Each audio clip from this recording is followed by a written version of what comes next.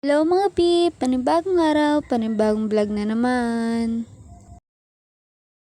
Bago ko nga po pala ihanda yung pagkain ng aking baby ay nagtimpla muna ako ng kape kasi naman sobrang ulan dito. Kailangan talagang mainitan ng ating mga sikmura at ayan na nga po. Binabalatan ko na itong patatas at carrots na tinira ko kakahapon. Binibilis-bilisan ko nga po pala ang kilos ko dyan kasi naman yung baby ko ay nasa walker talaga. Konting-konti lang nga nilalagay kong carrots kasi naman ang hirap niya talagang palambutin.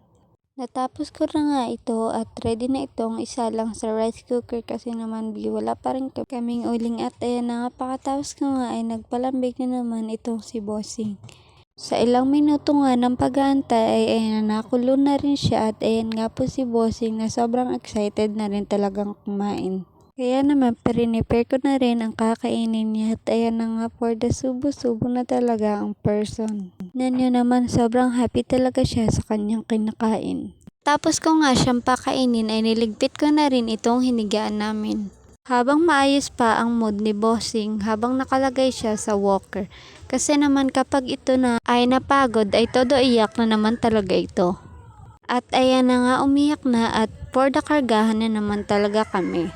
Ilang oras na kargahan ay ayan na napatulog ko na rin siya at habang tulog siya ay inasikaso ko na rin ang aking sarili.